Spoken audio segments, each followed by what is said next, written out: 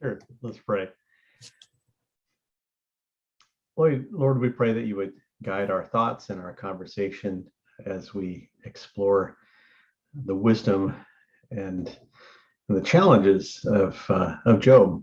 So place your blessing upon Paul as he teaches us, and be with our group here and others who may be joining us in time or watching the recording. So we ask your blessing upon this time. In Jesus' name, amen. So what I'm going to do instead is ask you guys, have you ever heard of the word theodicy before? The word theodicy. And to help y'all figure that out, just in case you can't hear me, I'm going to change my name to Theodicy. So now you can see the word right there. You all heard that word before? Anybody heard it? Yeah. Who has not heard it? Raise your hand if you have not heard it. 1, 2, 3 folks. Okay, so who can help me out by defining that term? For those of you who kept your hands down, I've tricked you. Now you're on the spotlight. You've got to tell me what theodicy means. I see Stan like going, okay, fine. He's like cracking his knuckles, ready to go. I would say, why do bad things happen to good people? Why do bad things happen to good people? Okay, that's a good one. Study of that question, Ken. Yeah. Why do bad things happen to good people? Stan? I have no idea. You have no idea. Nope. So why do bad things happen to good people is pretty good definition. I would add one feature to that. I would say it's the question of why God Theo. allow bad things to happen to good people. Second question I'm going to ask you. How many of you have read Job before? Parts of it. I don't know if I've read all of it. Yeah. Okay. Gotcha. And then, so like most of us, looks like we've read it. Wayne is, can you hear us, Wayne? Or are you just? I can, yeah. Okay. So is it a book? I've looked at it. Oh, you looked at it before. Okay. Yeah. So Job is all about theodicy. It's all about this question of why God would allow bad things to happen to what we would think of, or on the surface, who would be good people. And it plays with tone, it plays with sarcasm, it's filled with poetry. There's some argument in the literature about whether or not Job is, if it started out originally as just a much, much shorter story that people then later went in and added more of the poetry in the middle too. So like the first couple of chapters and the last chapter, at least the last parts of the last chapter, there are some scholars that think that that used to just be the story, the whole thing. And then folks added in more of the argument and debate between Job and his friends and this other random young fellow who shows up out of nowhere, and the argument with God. So that there's some theories out there that that stuff may have come later on to the scene. But however you cut it, Job is really occupied with this big question of, okay, if I'm a good person, why does bad stuff keep happening to me anyway? Like, so does that mean that God is good or not good? Does that mean that there's no point to being good? Which, again, some of the other books in the same genre as Job we're going to play with as well. Now, speaking of genre, does anybody know what the genre of the book of Job is? Okay, well, okay, so let me stop there. You know what I mean when I say genre? What's a genre? Somebody just give me what a genre is. Like realistic fiction or That's a good one. humorous fiction. Yeah. Yeah. What are some of your favorite genres? Like movies or books, video games, doesn't matter. Historical fiction. You like historical fictions? Yes. Yeah. Yeah. I do. Those can be really good. Rom-coms. Romantic, really? Romantic comedies? I'll allow it. What I others? figures because he's tenderhearted. Because he's tenderhearted. Nice. You can have, is short stories itself a genre? Yeah. Yeah, there so then- are.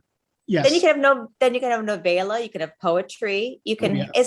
is young adult considered a genre? Yes, in a big way. Young adult And then, fiction is very course, much a there's- genre. thrillers, crime, thrillers. There's the whole macabre Mystery and kind of. suspense. Mhm. There's all kinds of stuff, which I love that too. That's fun. Right. Yeah. Anybody have any idea what my favorite genre is?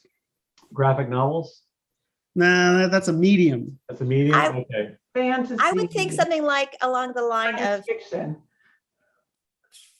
sci-fi fantasy kind of thing. Science fiction is definitely one of my favorites, but my top favorite is horror. I'm actually Horror. Oh, see, I went the horror fan. macabre. I did the macabre thing. I mentioned it, Mhm. Wow. but it's definitely not mine. Yeah. I love it. The reason I love it is because it's one of the few genres that takes the supernatural seriously. And it has a really, really strong sense of morality on top of that. So very often horror can play with themes of morality, and it tries to confront the supernatural in a way that I think that a lot of other genres don't. And that's kind of what genres are about. They set a set of rules for themselves, and you tend to follow those rules depending on what genre you're writing in. So for science fiction, for example, it's really, really common to kind of include future technology. Sometimes time travel can get in the mix. Sci-fi is also going to include aliens. So if those things pop up in a science fiction story, no one's really all that surprised, right? Now, if you're watching a romantic comedy and it turns out that there's time travel involved, or there's an alien involved somehow, or there's a futuristic setting, that might surprise people who are watching that movie if they came in expecting a romantic comedy, right? Mhm. Or if you're watching a romantic comedy and it turns out that the plucky young female character who's had a meet cute with this handsome hunky guy, if it turns out she's a serial killer, that's a little weird, right? Yeah. It's violating the expectations that you have of that particular genre. Job's genre is wisdom literature. That's where it's usually classified. So that means the books that it keeps company with are Proverbs and Ecclesiastes, more often than not. And sometimes people will compare that to the book of James in the New Testament. I've heard some people try to argue that James is kind of a New Testament example of wisdom literature a little bit. When you look at wisdom literature, it has a couple interesting features sort of set into it. One, it's really common for wisdom.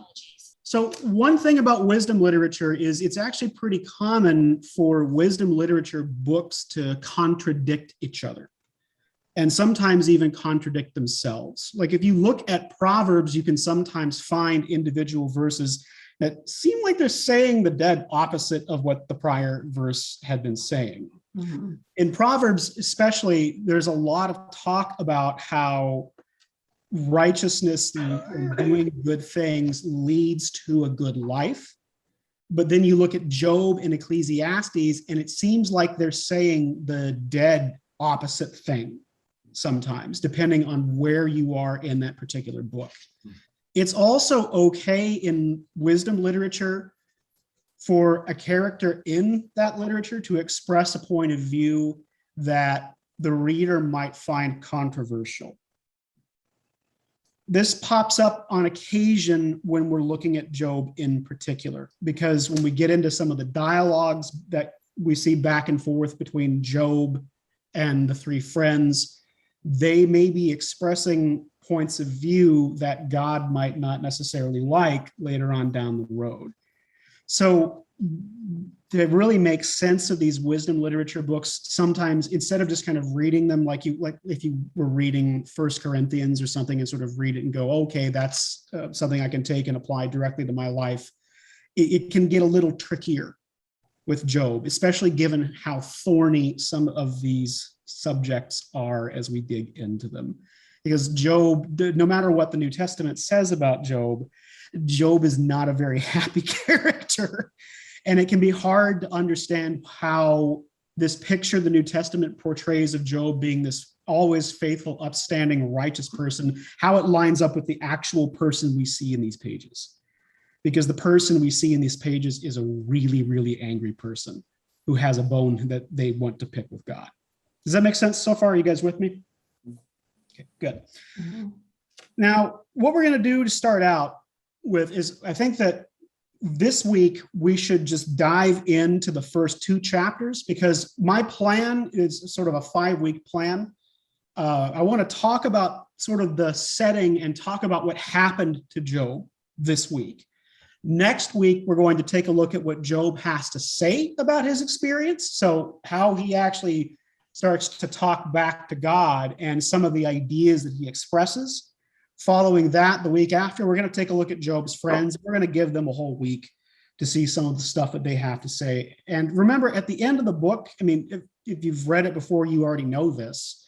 And if you've just kind of glanced at it before, spoiler alert, God kind of comes down on Job's side at the end and says that the friends did not have a good grasp of what's going on, or did not have a good understanding of who God actually was.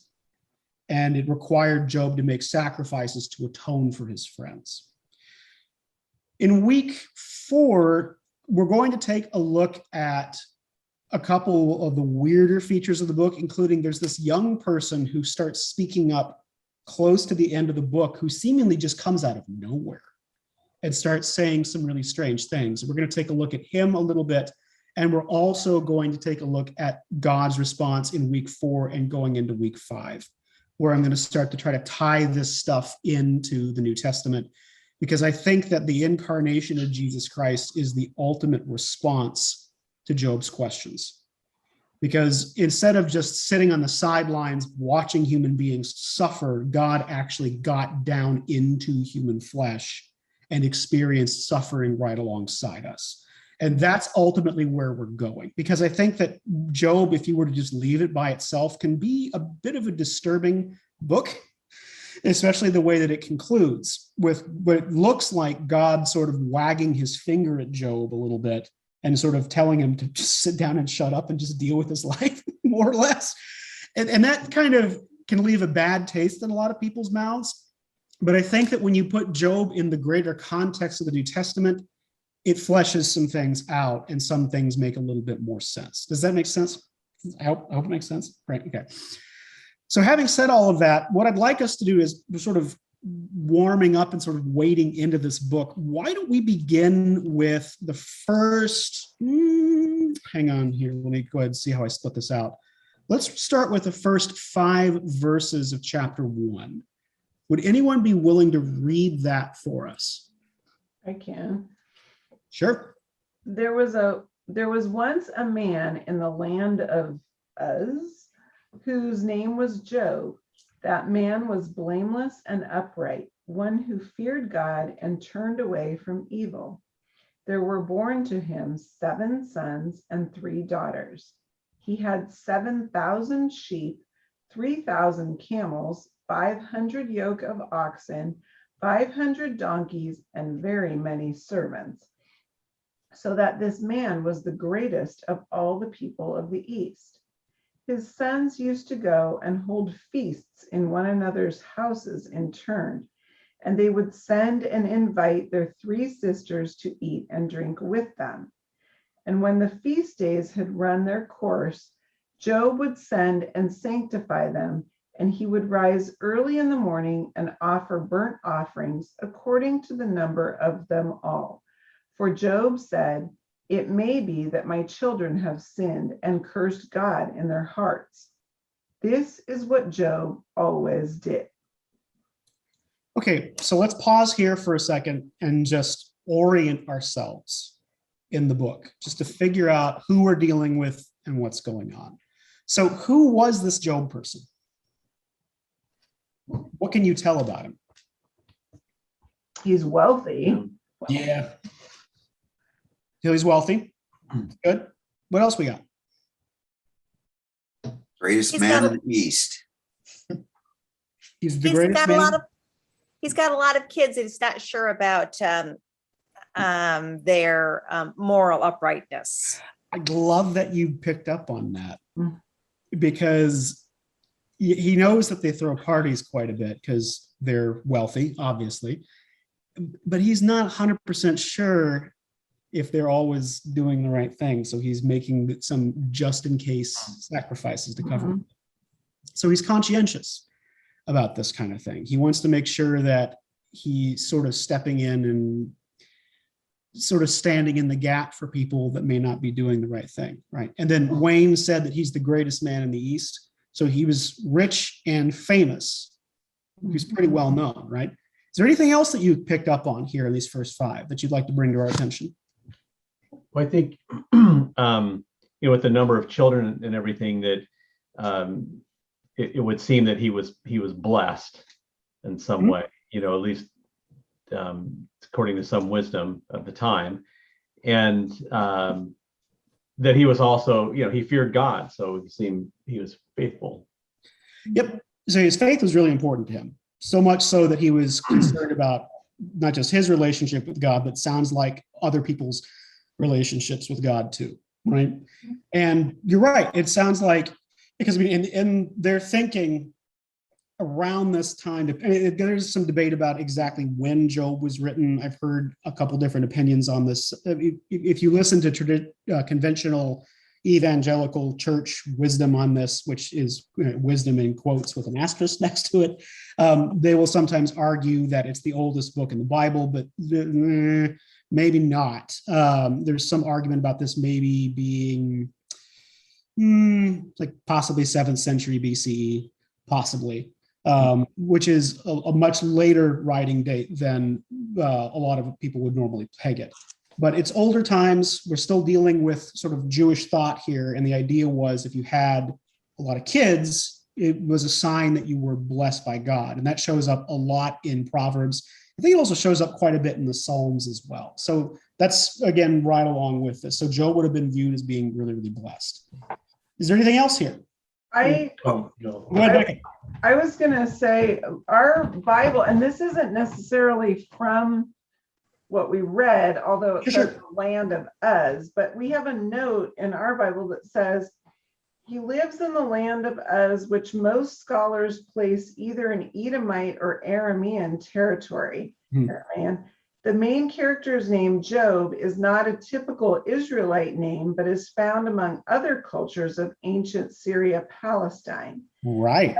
Job would have no lineal claim on the ancestral covenants of Israel, nor could his behavior be directly attributed to an Israelite heritage. Right. The book doesn't really come out and say that he's Jewish.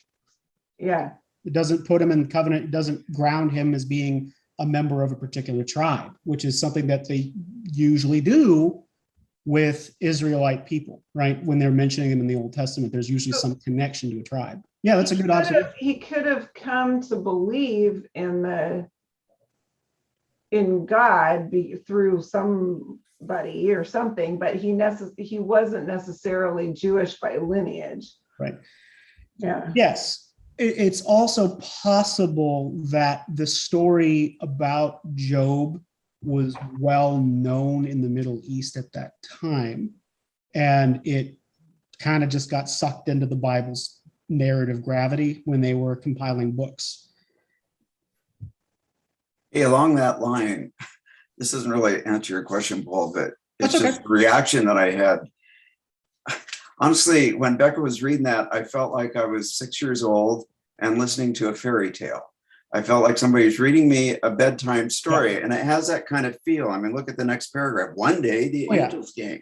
Yeah, then yeah, yeah. another Oh, day, yeah. Oh, yeah. And then Satan said, I mean, it must have been passed on to Right. children. Maybe it was a learning tool. I don't know. Right. I mean, that's another, hang on, stop. I don't know how that fits in with wisdom literature, but No, it does. I mean, if it's trying to teach a specific lesson. So sorry, I've got a sporty animal in my lap. So let me ask a question here. Would it matter at all if Job was just a story or a fable that people told? Would that change the way you approach the book at all? No, because I mean, it could still be used as a learning tool, and Right. yeah. And again, that's part of why I brought up the genre right out of the starting gate. because if it's a piece of wisdom literature, it's not so much, the book wasn't written to document literal history. It was written to tackle a specific question, that issue of theodicy. That's its goal. And it's going to try to understand and grapple with that throughout the entirety of the book. That's its purpose. That's what it really wants to do. And it does a really good job of, I think, documenting human suffering and some of the problems with it. But like Wayne pointed out, it does kind of have the cadence of a fairy tale. Or- It does sort of have that feeling. But Yeah, I want or to just a bite that fable. bullet, or go ahead, like a fable. Fable, yeah, because the fables have morals. Right. So there's, you know, Right. So, and that's part of the reason why, again, I brought up that point of view that it's possible Job could have been an already existing story in their culture, just in Middle Eastern culture at large, that got folded into the text of the Bible. It would have been a story that would have been well known, and the rabbinical literature and other groups of scholars would have picked up on it and found value in it, which is why it wound up in the canon at some point, because it does have something valuable to share with us. Does that make sense? mhm. Good. Okay. So we know that Job is, I mean, this starts out sort of like the Old Testament version of lifestyles of the rich and famous, right? In the ancient world, we know that Job is this glitzy, glamorous, famous person. He's so wealthy, he makes sacrifices for his kids who may or may not be good kids. Then stuff gets cosmic really fast. Let's take a look at verses 6 all the way down to 12. Who would like to read those?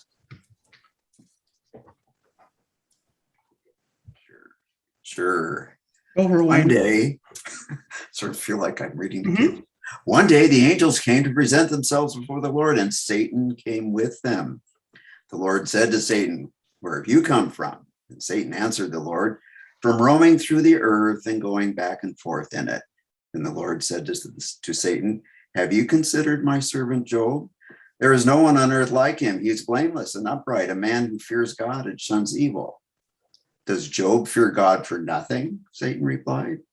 "Have you not put a hedge around him and his household and everything he has? Have you blessed the work of his hands so that his flocks and herds are spread throughout the land? But stretch out your hand and strike everything he has, and he will surely curse you to your face." The Lord said to Satan, "Very well, then everything he has is in your hands. But on the man himself, do not lay a finger."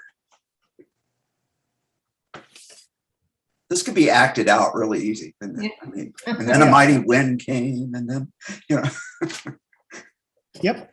it's like drama. I mean, there's a lot going on here as well. And again, right, it sort of has that sort of mythic feel to it a little bit when we're looking at it. I mean, this is a very, very interesting passage on a lot of levels. And sometimes some theologians sort of scratch their head over this passage and just sort of said, it's poetry. We can't derive anything theological from this. Other people have looked at this and said, no, hang on. This is actually a picture of the way the ancient world viewed how God related to other spiritual beings. There's an obvious name here that sort of sticks out like a sore thumb. Anybody want to say what it is? Could it be Satan? Could it be Satan? Yes. Let's talk about Satan here for a second. Is this the Satan that we think about in modern Christian culture?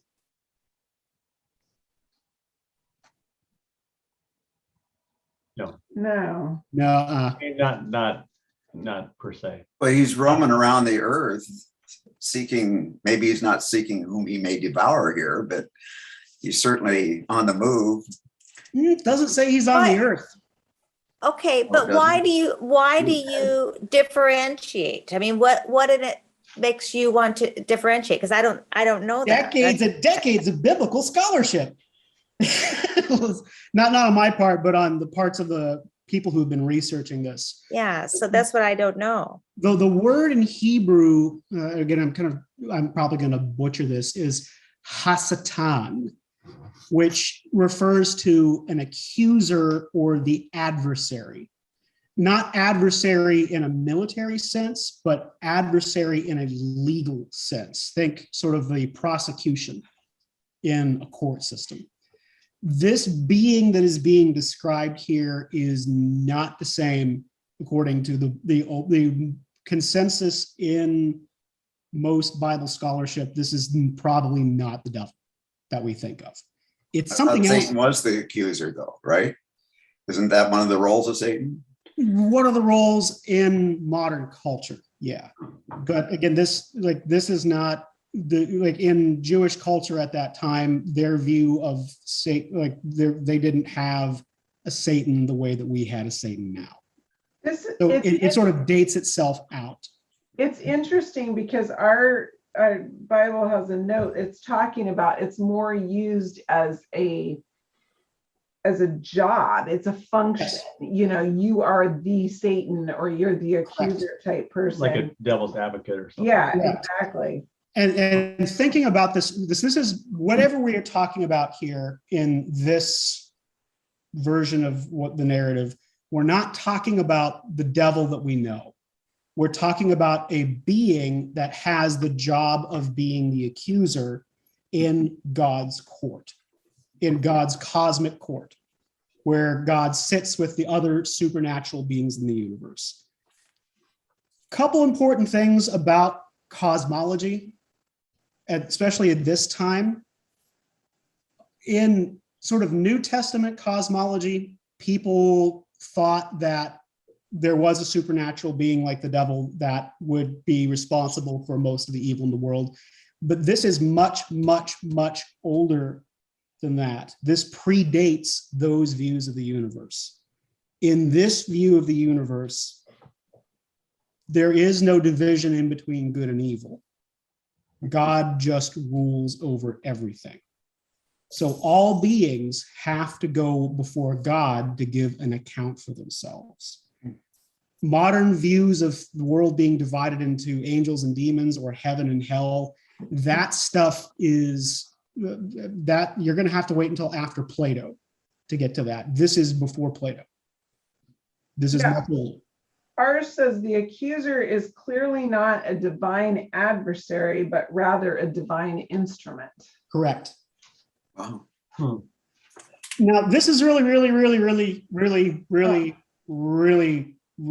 important because we are coming to this text with a lot of modern assumptions and a lot of modern views. We're coming to it with a culture or a framework of mind where the devil rules hell, the devil is the adversary, the devil is the enemy, and there's a spiritual opposition in the world to God. That is not here. Everything is serving God no matter what in this framework. It's going to be super important for us when we start asking the question of who is ultimately responsible for evil happening in the world. And Job himself is going to answer that question when we get into chapter 2 and at the end of chapter 1. So speaking of that, we'll unpack that in a bit. But now we've seen what happens here. Satan is sort of asking God to test Job, right?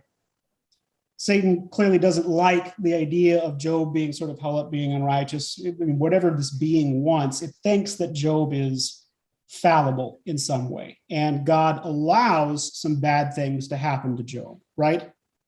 Mhm. Let's take a look at what ends up happening to Job. And this is a longer chunk of text. Who wants to read from verse 13 all the way down to verse 19 for us in chapter 1? I can do that. Sure.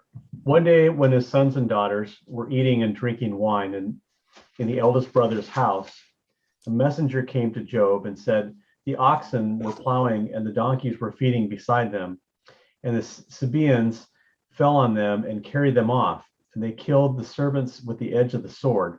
I alone have escaped to tell you. While he was still speaking, another came and said, the fire of God fell from heaven and burned up the sheep and the servants and consumed them. I alone have escaped to tell you. While he was still speaking, another came and said, the Chaldeans formed 3 columns, made a raid on the camels and carried them off and killed the servants with the edge of the sword. I alone have escaped to tell you. While he was still speaking, another came and said, your sons and daughters were eating and drinking wine in their eldest brother's house. And suddenly a great wind came across the desert, struck the four corners of the house, and it fell on the young people, and they are dead. I alone have escaped to tell you. It's a bad day. Yeah. And so this all happens at once, right? My gosh. Do you think, The country music song. yeah, pretty much. I mean, well, I don't know if this is I don't know if we're in country music at this point or if we're firmly in the realm of death metal at this point. I mean, it seems like whatever musical genre you pick, it's one that has a lot of disaster in it. Do you think Job was under any illusion about who caused this? I mean, who do you think Job would blame for this? Yeah, I think you'd blame God. Right. I mean, if you take a look at the text where it talks about one of the people who was running in to tell him that something bad had happened, one of the guys comes in and says, the fire of God fell from heaven. Okay, one, fire's falling from heaven. So God's probably coming after you, number one. Two, when they're describing it, they're very clear that it's the fire from God. God is hurling fireballs at your stuff and your people, right? So it doesn't seem like the passage is unambiguous about this. It's pretty transparent that God caused these things to happen to Job. Matt, you had your hand up a second ago. Oh, no, nothing. Never mind. Okay. Let's take a look at what Job says here real quick. I'm going to read this here in verse 20. Then Job arose and tore his robe and shaved his head and fell on the ground and worshiped. And he said, naked I came from my mother's womb, and naked shall I return. The Lord gave, and the Lord has taken away. Blessed be the name of the Lord. In all this, Job did not sin or charge God with wrong. Okay.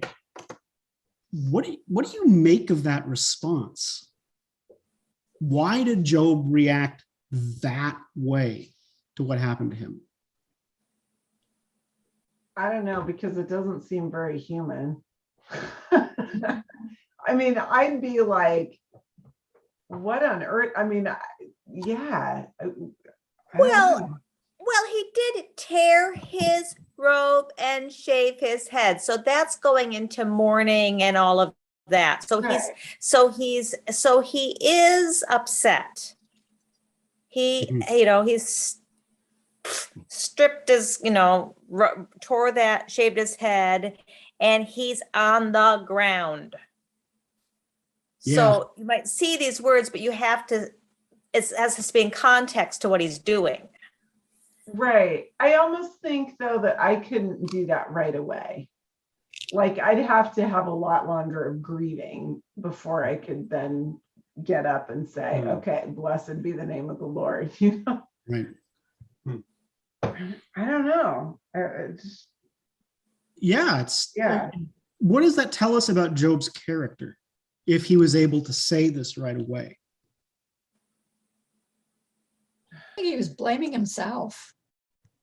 Maybe. Maybe. Yeah. He must have done something wrong. Despite his greatness and Yeah. uprightness and all that, he is acknowledging that God seems to be in control, maybe, or something. Mhm. Either that or he's trying to placate God. I don't know which. Well, sometimes it's just that you go to a place where, you kind of have a mantra of how you're going to respond about this, that you might be emotionally stricken, but you say, I know God's in control. Right.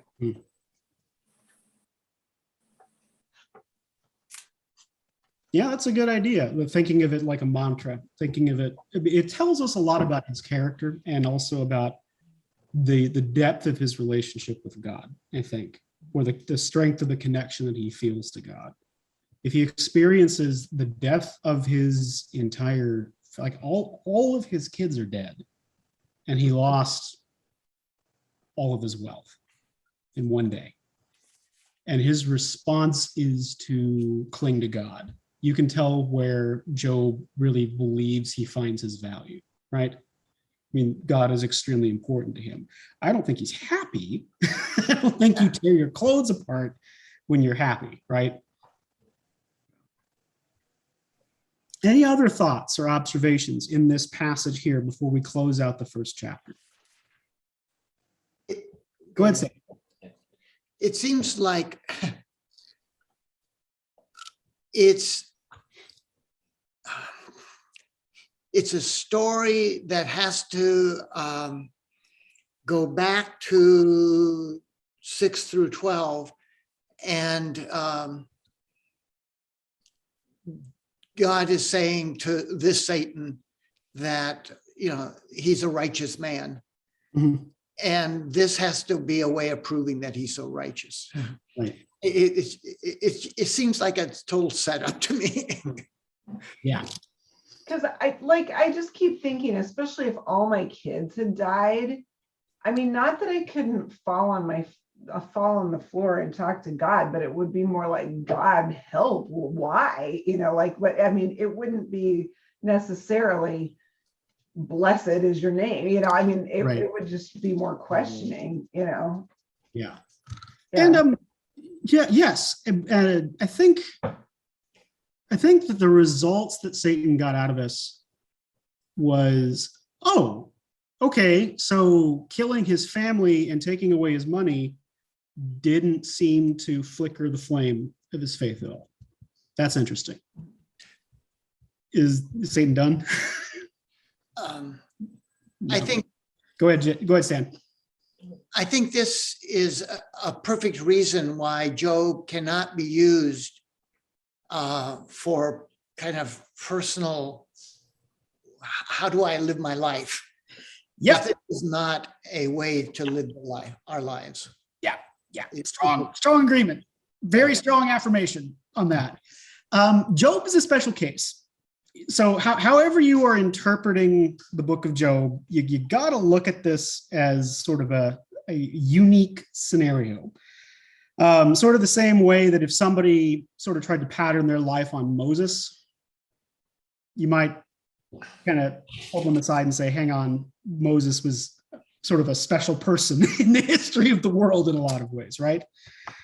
But because of some of the things we've talked about, I mean, it was one of the very first things that Becca said, this doesn't seem human, right? This is a weird response. And if this were a human being, this would be an odd way to react. His humanity really comes out when we get to the poetry portions of things. But remember what I said earlier about how there's some theories about the middle section of Job was added later. One of the theories behind that was to try to humanize him a little bit. Because if you were to just kind of cut out all that middle stuff, Job's response to all of this is sort of like, everyone is dead and I'm fine. Oh no, I have all of these sores and I'm in pain, but it's going to be all right. That's not really how it works, right? Does it make sense? Was that a hand raised, Matt, or is that just the way that you react? We have fruit flies. So Yeah, if they're you see us fruit doing flies. this, Okay, I wasn't sure. I mean, I kept seeing this and I wasn't sure, like, I actually got it, and then I looked at my hand and it flew off. It's like, oh, it's a bummer. Okay. But I didn't want to, do this kind of stuff. fair enough. Well, I mean, you did one of these at one point. I was like, oh, hey, Matt really agrees with me. No, you're just killing it. It's fine. No, he's killing a fruit fly. Yeah, exactly. Okay. Stuff gets really, I think Sarah's home because of the noise. Stuff gets really, really interesting when we get into chapter 2. And I really think this, let's just dive right into it. Does anybody want to read chapter 2, verses 1 through 10 for us? Did we read verse 22? Mm-mm. In all this, Job did not sin or charge God with wrong. Yeah, I read those verses. You did? Oh, okay. Yeah. So right now Job's doing okay, right? Who wants to read 2:1-10? I will. On another day, the angels came to present themselves before the Lord, and Satan also came with them to present himself before him. And the Lord said to Satan, "Where have you come from?" Satan answered the Lord, "From roaming throughout the earth, going back and forth on it." Then the Lord said to Satan, "Have you considered my servant Job? There is no one on earth like him. He is blameless and upright, a man who fears God and shuns evil. And he still maintains his integrity, though you incited me against him to ruin him without any reason." "Skin for skin," Satan replied. "A man will give all he has for his own life. But now stretch out your hand and strike his flesh and bones, and he will surely curse you to your face." The Lord said to Satan, "Very well then. He is in your hands, but you must spare his life." So Satan went out from the presence of the Lord and afflicted Job with painful sores from the soles of his feet to the crown of his head. Then Job took a piece of broken pottery and scraped himself with it as he sat among the ashes. His wife said to him, "Are you still maintaining your integrity? Curse God and die." He replied, "You're talking like a foolish woman. Shall we accept good from God and not trouble?" In all this, Job did not sin in what he said. Okay, let's talk about a couple things before we dive back into this. So we see Satan wants to test Job again, right? Because the outcome wasn't quite what he expected the first time around. He decides to hit him again. Why do you think, why did Satan think Job would fail this time? What's different about this attack? Physical pain and Yeah. So is Satan right to think that there's a difference between losing your stuff and losing your health? Mhm, I think so. mhm. Let me put this question to you. Let's say you had a choice and it's a bad choice. You can keep all your stuff or you can keep your health. Which one are you going to pick? Give me my health. Mhm. Yeah. So medical suffering is a unique kind of health in a lot of ways. I mean, if you've ever had any surprise medical problems or surprise medical pain, you know there's something special and interesting about it. And we've seen Job experience loss. He's experienced loss of his possessions, and now he's hit like the full trifecta of suffering. We have health issues showing up here. And these are particularly nasty ones, right? I mean, what all is in the mix here? What is he getting?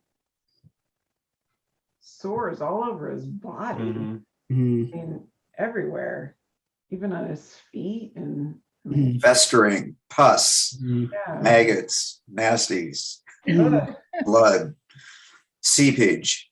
Yeah, seepage is a good word. I like that. It's a good word to describe wounds. So when my wife was in PT school, she had to take a course called wound care. And it's exactly what you think it is. It's about how to care for different wounds. And the textbook had some of the gnarliest images in it that I had ever seen. She would bring it over while she was studying, and we would sort of look through it. I would just flip through the pages just for fun to see if I could bump into something that I couldn't stomach. And I didn't last through that little game very long. When we're talking about sores, like when I was a kid, I always thought that sores were just like little red bumps, and Jobius was kind of bumpy, but that's not what a sore is. It's like an open gaping wound, and There's all kinds of nasty stuff that can get inside of it. I mean, it's awful. Separation. That's what we need, separating wounds. Right. Ugh. These are nasty and they're so painful. He's rubbing them with broken pottery to deal with the pain. That's what that suggests, is he's actually like carving out dead skin from the wounds. Mhm. He's not in a good place. He's not healthy at all whatsoever. But having said all of that, take a look at, I just think there's something remarkable that happens here. If you take a look at verse 10, this is really telling for all that stuff I said earlier about cosmology and who is responsible for evil. Remember how I said this is very, very important for us? Verse 10 really drives this home. And like I promised, it comes right out of Job's own mouth. Let me read verse 10 again. But he said to her, "You speak as one of the foolish women would speak. Shall we receive good from God, and shall we not receive evil?" And again, V, your translation rendered it trouble. Is that right? Mhm. Yeah. Mhm. Mine Think says about that. adversity. Go ahead, Rosalie. Mine says accept adversity. Right. This is pretty clearly saying that Job understands that this came from God. And again, just a reminder, they didn't think about the universe the same way we did, or we do back at this time. God is ultimately in charge, and that means of good things and of scary and bad things. And Job is just giving God credit, not in a way that's sinful, but he's recognizing that this has come from God. So he's still acknowledging that he's not speaking out and he's not violating his integrity by cursing God, which is what his wife is asking him to do here, right? God did this to you. Why not just say, forget it, swear at God, be done with God, run away from God, because God's clearly out to get you. That is not the way Job is reacting to this, which is still weird a little bit, right? Becca, does this still seem kind of inhuman to you? Well, kind of, yeah. I just feel like he accepts it so easily. I'm not saying I wouldn't get to the same place. I would just have a lot more questioning before that. Of why is this happening? What are you doing to me? Kind of thing. I don't think I would curse God and die, but I can't, it just wouldn't. Even be if that Matt easy. wanted you to, What? even if Matt wanted you to, I hope he wouldn't give me that advice. I'm just going to say that. I really hope that he wouldn't just say, "Oh, just curse God." I would be really surprised if he said that. I should stop using Job for pastoral care. Oh, man. Oh. When I was doing a little research earlier this week, I was curious about how rabbis use the book of Job. And the answer is they usually don't. It typically only shows up in funeral readings and of a couple other very, very specific religious holidays. But other than that, they normally don't read from it. So yeah, they don't use it for pastoral care either. Yeah. So that's pretty interesting. Okay, so this is a lot to take in. We've got a lot of stuff going on theologically here, depending on how you want to split this. Are there any other thoughts or reactions to these passages here? Anything else that we want to put on the table before we move on to the last part of chapter 2? Is it possible verse 9 offers us a point of application? I find it interesting that Job's integrity is tied up in his belief in God. Usually we think of integrity as some internal character thing or whatever, but his integrity apparently has something to do with his relationship or belief Right. in God. That's sort of a different take on integrity. Yes and no. I think yes, in the sense that if you're thinking of integrity in terms of just actions, but the integrity here, I think, is referring to consistency of character. Okay. So he has been consistently devoted to God and hasn't turned away from God, even though these Okay. awful things are happening. So in that sense, he's maintaining his integrity. Does that help a little bit, Wayne? Yeah. Yeah, that's good. Good, good. In my Bible, it says, are you still trying to be godly when God Ah, has done all this to you? mhm. Mhm. And what translation are you using, Ardith? It's the Living Bible paraphrase. Gotcha. Okay. Yeah, and again, so with the Living Bible, it usually tries to render the impact or the sense of the passage instead of going for sort of a verbatim translation. But I think that that captures the sense of impact really, really well. Because again, in this sense, he is still trying to be godly. Okay, any other thoughts? Mhm.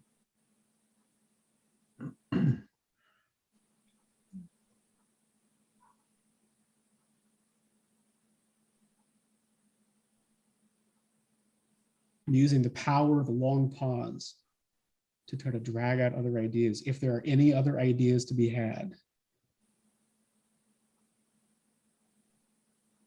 I guess not. I guess we've hit the bottom of the barrel on that one. Okay, so let's move on. So the very last batch of verses we're going to take a look at tonight is verse 11 down to 13, because this is going to set us up for where we're going to go next week when we discuss this. Who would like to read through verses 11 through 13?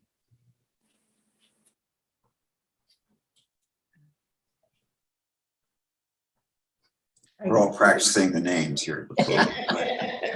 Right. Don't be afraid to butcher the names. It's fine.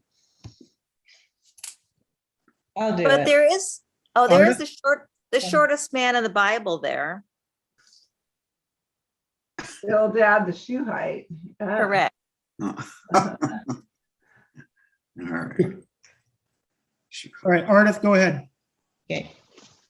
When three of Job's friends heard of all the tragedy that had befallen him, they got in touch with each other and traveled from their homes to comfort and console him. Their names were Eliphaz the Temanite, Bildad the Shuhite, and Zophar the Naamathite. Job was so changed that they could scarcely recognize him. Wailing loudly in despair, they tore their robes and threw dust into the air and put earth on their heads to demonstrate their sorrow. Then they sat upon the ground with him silently for 7 days and nights, no one speaking a word, for they saw that his suffering was too great for words. Real friends, I guess. So these three guys get a lot of trash for what happens in the next, for the bulk of the rest of the book. But there are a couple things that I want to point out about them here. They showed up. And what do you really want your friends to do if you're in a bad place? Be there with you. Yeah, they showed up. They sat there with Job. Did they tell him anything at this point?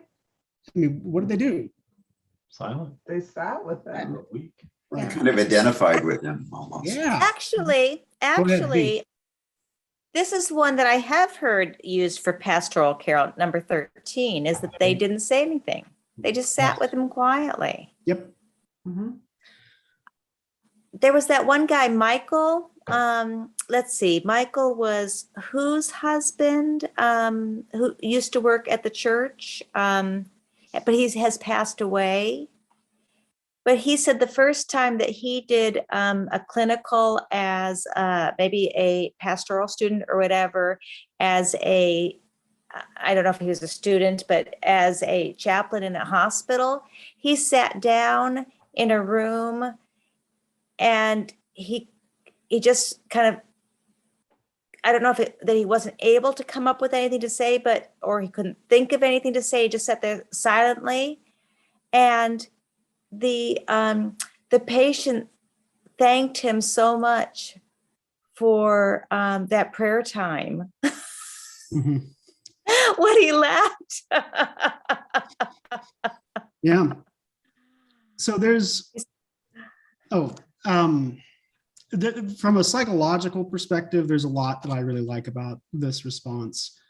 There are guidelines that we use in psychology when you're interacting with someone who's suffering or in pain or is grieving. And a lot of it involves kind of getting down on their level, listening to them, and doing more listening than talking very often. And that they do all of these things. They are going to get dragged through the coals over the next few weeks. But I think out of the starting gate, it's really important to look at the fact that here in these verses, they're being really good friends. They showed up, they sat there, they tore their clothes right with them. And like in the New Testament, it talks about one of the features of dealing with people who are suffering is, we rejoice with those who are rejoicing and we mourn with those who are mourning. And they did exactly this. I mean, the word for this is empathy, right? They connected with Job while he was in the middle of that.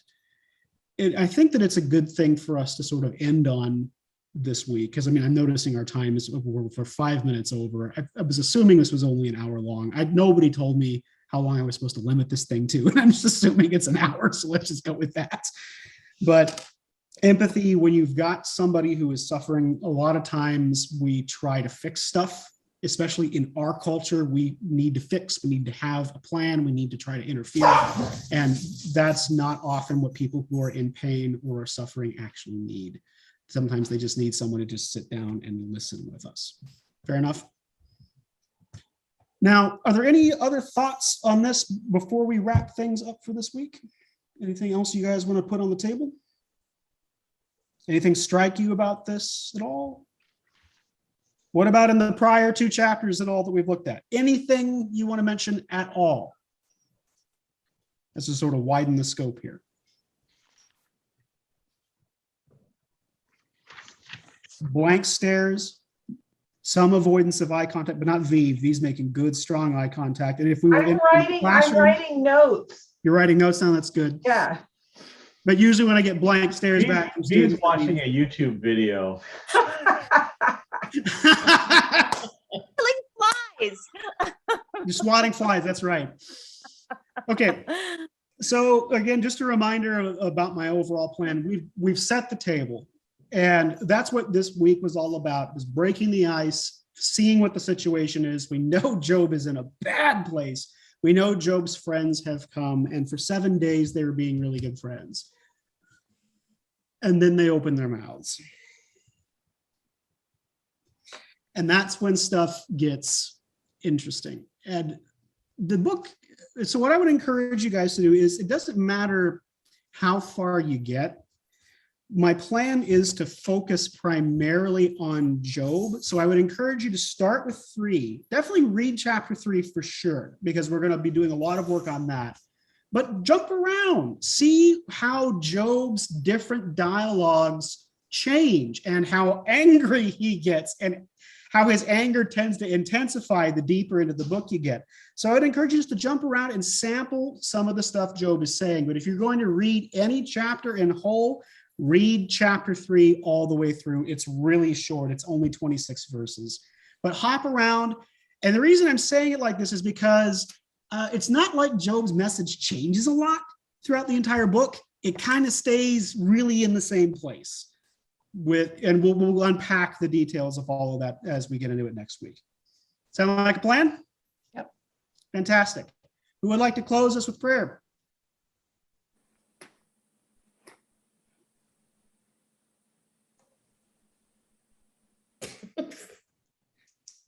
I'm just ready to pray. Okay, go ahead. Okay. Dear Heavenly Father, we thank you so much for the opportunity to gather with other believers to study your word. We pray for clarity and for insight and for open minds to understand these words and to grow in our connection with you. Thank you for Paul's faithful teaching, and we thank you for one another. Be with us throughout this week, and help us to know your will. In Jesus' name, amen. Amen. Amen. Okay, see you all next week. Thanks, Thank you. Lord. guys. Thank you all. you. Bye.